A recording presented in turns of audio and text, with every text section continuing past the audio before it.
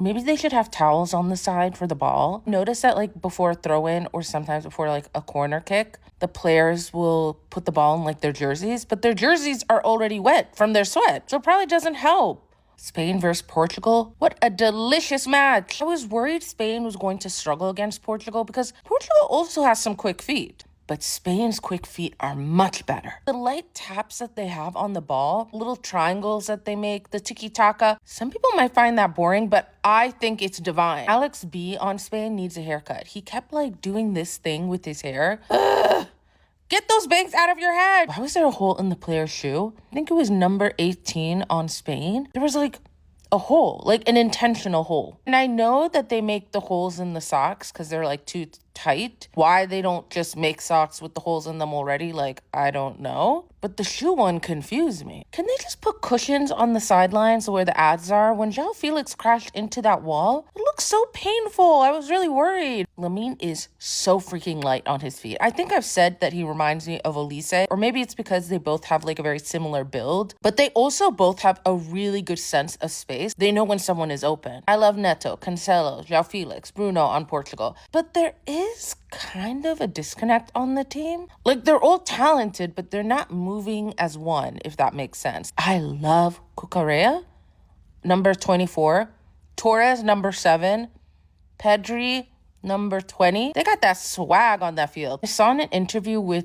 Lamine's mom that she said Moreno, number 6, is the most like underrated player. So I was so happy when he scored. Good for him. And I think his dad played as well. Like, I saw edits of them celebrating their goals in the same way. Cute. America versus Belgium.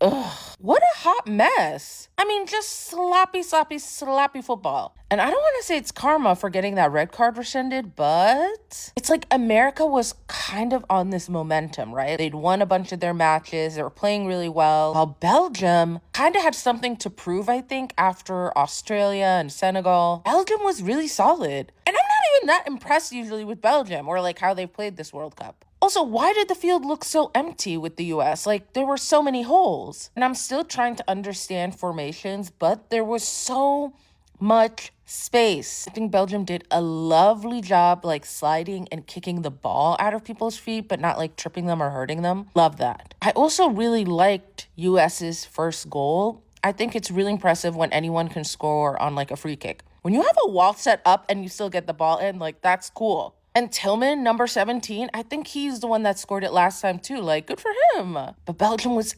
excellent in coming in the moment after and scoring. I said this in like another video, but it's the perfect time to score, I think, just after the other team scores. They're riding this high and they're not in the right headspace, you know? But it was so embarrassing when that Belgian player, De Ketelaere, number 17, he like jumped on a US player to like make the header. So awkward. But not as awkward or as embarrassing as when the US goalkeeper came out of his box. And then number 13, Reem, I think, from the US, made an own goal like he tapped the ball lightly. I mean, what is happening? It makes no sense. Like, these own goals, they drive me crazy. And I beg all goalkeepers to stay in their box. Like, unless you got the skill to get out of the box, don't get out of the box. I was kind of sad when number 17, when they, like, took him off the field from Belgium. I was rooting for him to get a hat trick. Like, keep him in, coach. And honestly, maybe this loss is the biggest blessing for the US, because if the US had to play Spain, I think Spain would have made a meal out of them. I think it would have been even worse. Okay, that's it. I saw that Neymar and Ronaldo are retiring from the World Cup, but they'll continue to play club stuff. So are there other players that are just as good as them that just sat out of the World Cup but like will continue to play club? Does that happen a lot? I'm very curious how Egypt and Argentina will mesh. Their styles are kind of different. I'm so excited. What is the point of giving the coaches a yellow card? Like, what does it do?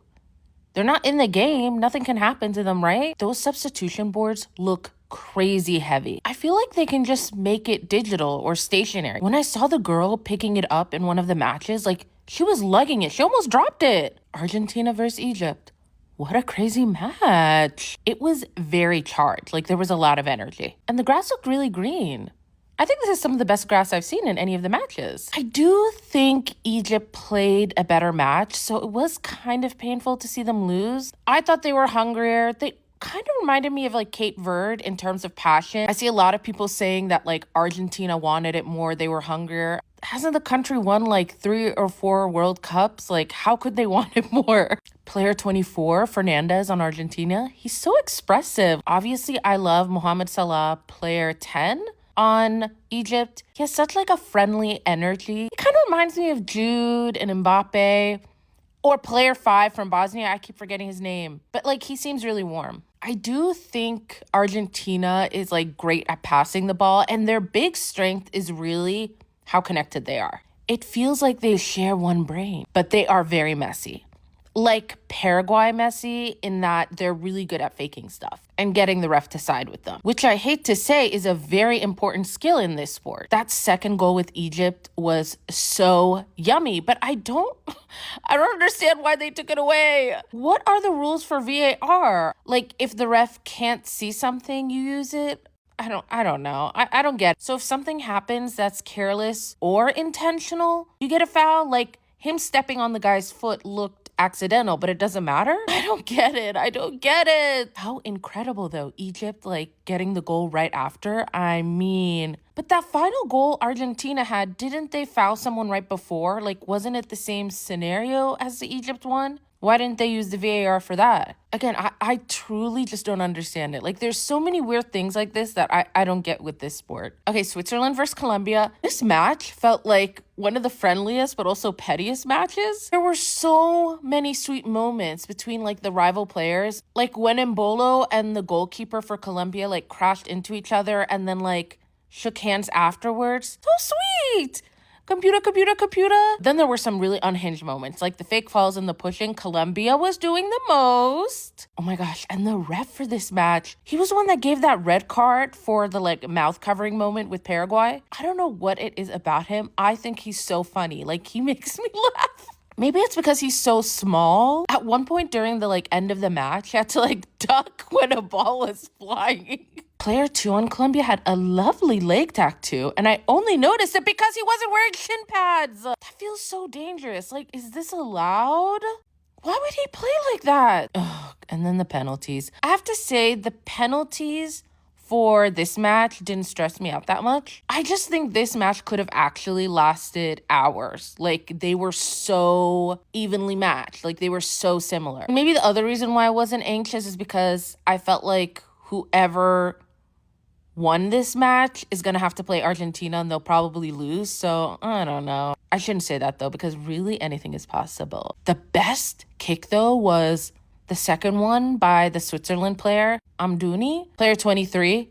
He was so chill. Okay, that's it. I have such a pit about the upcoming matches. All the teams I like are playing each other. Also, does FIFA run all football like MLS and the Premier stuff? Is UEFA also FIFA? Or is FIFA just the World Cup? And why does FIFA want Argentina to win? Is it just because Messi's a big player and like draws a bigger crowd? I feel like a Cinderella story would get more viewership, no? But like, wasn't the hand of God also an Argentina thing?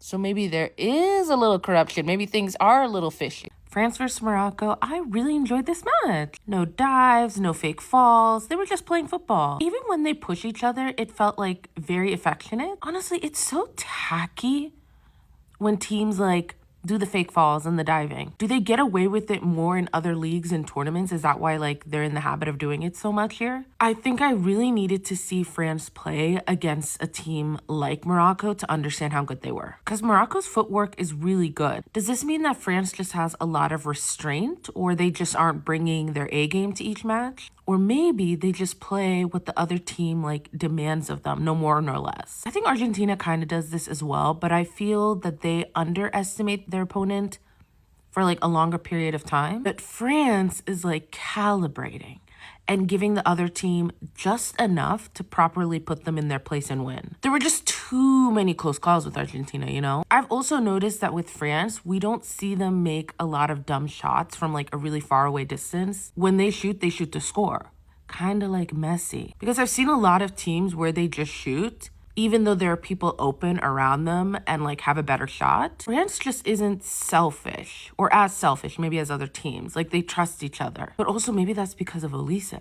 He's so good at finding these like pockets and moments. In a way, Olise is kind of like the kingmaker of the field. Or players that have high goal assists are the kingmakers of the field. I still think those types of players should come together with another striker. Because sometimes on a team, you'll have a player like Olise that's like really great at getting the ball and creating an opportunity, but you don't have another person on the team to utilize those types of passes. Even in this match, there were so many times where Morocco stole the ball and there was just like no one ready on the other side to pass it to. And I remember this with a lot of teams early in the tournament as well. Why does the Moroccan goalkeeper keep licking his gloves? I've only seen Bono do this. Is it like a tick, or do all goalkeepers do this and we're just seeing the cameras on him doing it? It is too risky tackling or challenging someone in that box area, because you could get a foul and then there goes a penalty. I just think you need to trust your goalkeeper. Like, if you've let it get this far, just trust them to block it instead of tackling the player. I would think the chances of you tackling them and not fouling are lower than the goalkeeper just blocking it. I don't know. Maybe not though. There should be data on this. Also, if a team thinks there's a foul or a handball, they just need to keep playing, right? If you pause to complain, then the other team might score a goal. And what if the ref just doesn't even acknowledge the handball or the foul or whatever? I get that it's kind of unfair because it catches the other team off guard. But at the same time, the team needs to stay ready. And you know what? Here's the difference between France and these other teams. Like, they're always ready. I am fascinated and surprised by how many mind games are in this sport. And it starts from like before the match even kicks off. Holland saying Norway would lose against France, and now saying that like Norway's gonna lose against England. Or having players wait on the field longer after halftime, like waiting for the other team to arrive. I literally never thought these would be things. Like, is this something that happens in the NBA or the NFL or baseball? Like, do baseball players wait for the other team to arrive after halftime? And the back talk, like the racial slurs on the field, the fact that they even need to implement that mouth covering like red card rule blows my mind. And I saw that France was really mad about how long it took to award the penalty because the goalkeeper could figure out how the player is taking the shot because they're setting up a certain way. What? There's just so much detail and nitpicking. Even them blowing the whistle when the ball isn't like right on the line during the corner kicks. What? When Mbappe got subbed around the end, I was thinking, is this a mental thing? Is he saying, yeah, the game is over, it's hot, I need a rest, and like bringing down the morale for the Moroccan team? Or is he signaling for the next game like, I might be out, I was injured, so people underestimate him? I don't know, am I getting paranoid? Morocco's coach and Switzerland's coach, they both do this like t-shirt under a dress jacket and slacks. Like, they look so good. I like their uniforms. And they also have great glasses. Okay, that's it. I'm super pumped for Spain and Belgium. I think Spain will win. I'm more excited, obviously, for Norway and England. Like, I can't wait for the Jude Haaland moments. Understand that football is kind of a contact sport. I get that the World Cup is important, but I wish these players would play like just a little less hard sometimes. Like, what if they get injured in the World Cup and then they can't play again? The World Cup only happens every 4 years. They still have to go and play for their clubs, right? That's where they make their money, no? I just don't want them risking everything for this. And I see people are going in on Pulisic for resting. I saw players were talking about how they played through injuries. For why? Isn't it good that he knows his body and he's being conservative about it? His big check isn't coming from the US, right? It's coming from whatever club he plays for. I don't know. I don't get it. I don't get it. Just take care of yourselves. Spain versus Belgium. What a great match. Doku is kind of incredible in Belgium. Same with Trossard. I like him. Obviously, I am obsessed with Spain's footwork. They just do a lot of like nutmegs and secret passes, like passes behind themselves, where like the ball will look like it's gonna roll over, and they like play the ball and the person and like will kick it under their own feet. It's stylish. Even when Belgium steals the ball from them, Spain makes like really quick work of getting it back. Now, I love Lamine, but I kind of feel bad for him. Like, there's always like 3 or 4 people on him. And I guess it's really impressive that despite that, he's still able to like get through them all the time. I said last time he reminds me a lot of Olise, which I still stand by, but I do think Olise might be better, at least in the World Cup. But again, I think that's because everyone is on Lamine. They don't give him a chance to breathe. If Lamine only had one person on him, he'd be lethal on that field. I couldn't believe Marino scored that goal again. I keep thinking about that interview with Lamine Yamal's mom, where she said he was the most underrated player. She manifested this for him. I have to research Cucurella some more because I really love him on the field. People were saying that he's not a nice guy. He seems really friendly to me. I don't know. And he always gets that ball back. He's kind of a beast. Varane is stunning. He's beautiful. But oh my goodness, he couldn't score on any of Yamal's passes. What a waste. When he got on that field, I was so frustrated. And this might be very controversial, but Oyarzabal and Olmo, they're kind of frustrating as well. They stress me out. And I know Olmo helped with that setup for the first goal, but I don't know. They both have a frenetic energy that I don't think is really good on the field. But maybe I just haven't seen them at their A game. When I see them and think about France's team, there's no way Spain will win. France doesn't have that type of frantic energy. And they don't miss that many opportunities. If France wasn't as consistent and calm as they are, I think they'd lose any of these matches. Because I do think France's team is evenly matched with the players on Spain's team. But France has this quality of being really disciplined and never exerting more than is needed of them. And not missing chances. They don't miss that many chances. The players really know themselves well. And they're all very strategic and calm. Okay, that's it. Super pumped for England and Norway today. I'm not sure who will win. I just want to see a lot of really sweet moments between Haaland and Jude. I do think between Argentina and Switzerland, Argentina will win, but anything is possible. So excited. It's Norway versus England. I learned in this match that sometimes the game may not be that fun to watch, but it can be fun if you like a player. Because it wasn't the most entertaining match, but because I love Jude so much and was following him so closely, it was fun. I was really invested in him and I really wanted to see him do well. And he did. He got a brace. Something I've noticed with England and Spain is when there's a team that has a really strong defense, they go like this and pass the ball like this, or like little triangles here and then little triangle here, and then slowly inch their way here. What do you call that? Is that a strategy? Spence is great. He's so cute. I like him. During free kicks, when people are setting up, I wish everyone acted like Jude and Haaland. They were so cute. They were tickling each other and grabbing at each other. Yeah, it should be fun and sweet like that. Computer?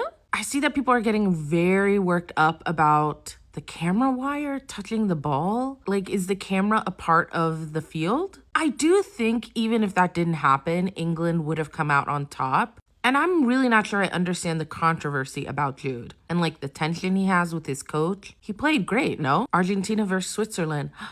I thought this would be a very quick, easy match for Argentina. I do think Switzerland didn't come in very confident. They almost felt a little timid to me. And maybe that's what comes with being the underdog. It either produces confidence in you or it can maybe give you an imposter syndrome. However, I do think after that red card, Switzerland locked in. Now this yellow card simulation reversal, I get why they had to give the yellow to the other guy and I hate it. My issue is more that there were so many other simulations, right? Are they catching them all? I feel the whole match is a simulation with people faking. Seeing Mbolo cry though, I didn't expect to get so emotional. I cried. This is only the second time I've cried during the World Cup. The first was when the guy got his leg broken and the player on the other team was emotional and crying because he felt bad. I really like Mbolo. He kind of has a sweet puppy energy to me like Jude. I also really like player 10 on Switzerland. I think he's the captain. He has big captain energy. Player 18 on Switzerland. Oh my God, he came in kind of at the end. He's stunning. I see a lot of people saying Argentina leans too much on Messi or they share a brain. I do think that's kind of the right way to play though, right? If you trust your star striker and he does his job, isn't the role of everyone to get him the ball? Obviously not every team has someone like him, so they have to employ all these other strategies. I really like player 9, Ramirez. He is fast on Argentina. Kind of reminds me of Gordon.